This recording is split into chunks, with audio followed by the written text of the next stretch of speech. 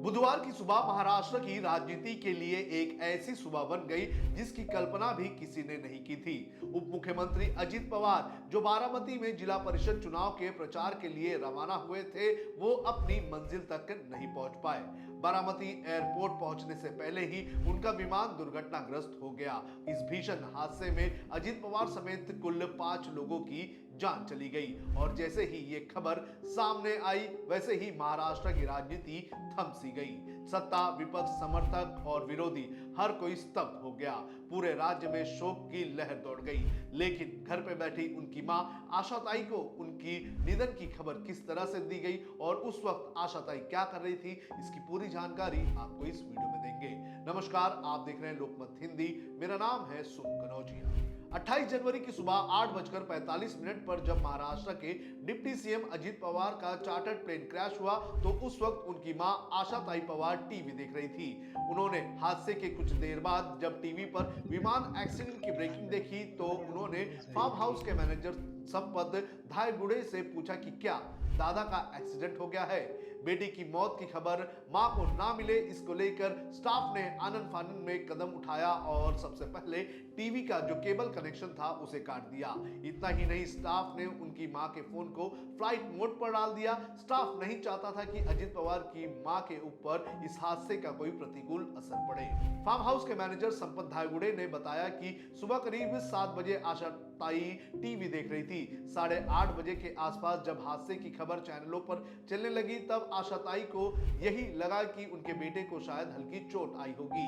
उन्हें भरोसा था कि अजित पवार मजबूत हैं, कुछ देर में सब कुछ ठीक हो जाएगा। मां का दिल शायद इस सच्चाई को स्वीकार नहीं कर पा रहा था कि मामला इससे कई ज्यादा गंभीर है। जैसे जैसे खबरें आगे बढ़ी, परिवार और स्टाफ की बेचैनी बढ़ती चली गई। टीवी पर यह भी चलने लगा कि अजित पवार को बारामती के अस्पताल में लाया गया है। यहीं से यह तय हो गया कि आशाताई तक आगे की सच्चाई नहीं पहुंचनी चाहिए। बंगले के टीवी के केबल कनेक्शन को काट दिया गया, टीवी बंद करा दिया गया और कहा गया कि तकनीकी खराबी आ चुकी है।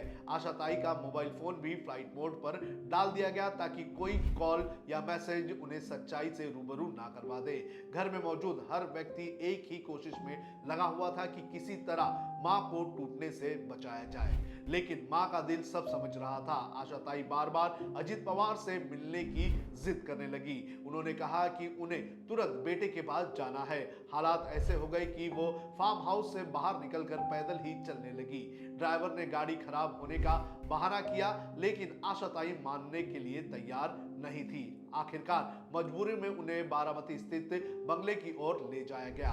हर कदम के साथ उनके मन में यही उम्मीद थी कि बेटा सामने मिलेगा और कहेगा, आई कुछ नहीं हुआ है। ये दर्द आशाताई के जीवन में पहली बार नहीं आया था। अजित पवार के पिता अनंतराव पवार का निधन 1988 में हो गया था। तब अजित पवार बहुत कम उम्र के थे। पिता का साया उठने के बाद आशाताई ने ही बेटे को संभाला, पढ़ाया लिखाया और आगे बढ़ाया। अनंतराव कला और सिनेमा की दुनिया से जुड़े हुए थे और उन्होंने मशहूर फिल्मकार वी शांताराम के साथ राजकमल स्टूडियो में काम भी किया था। पिता की मृत्यु का गहरा असर अजित पवार के जीवन और शिक्षा पर भी पड़ा था, लेकिन मां के सहारे उन्होंने खुद को संभाला और फिर राजनीति की राह पकड़ ली। आज वही आशाताई जिन्होंने पहले अपने पति को खोया और फिर पूरे जीवन बेटे के लिए खड़ी रही, एक बार फिर से नियति की सबसे कठोर परीक्षा से गुजर रही थी। एक मां जिसे आखिरी पल तक यही बताया जाता रहा कि सब कुछ ठीक है। एक घर जहां सच्चाई को छुपाने के लिए टीवी केबल को भी काटनी पड़ी, मोबाइल को बंद करना पड़ा और झूठे बहाने बनाने पड़े। ये दृश्य सिर्फ एक नेता की मौत की कहानी नहीं, बल्कि उस मां के दर्द की तस्वीर है जिसे टूटने से बचाने के लिए आखिरी कोशिश तक की जा रही थी।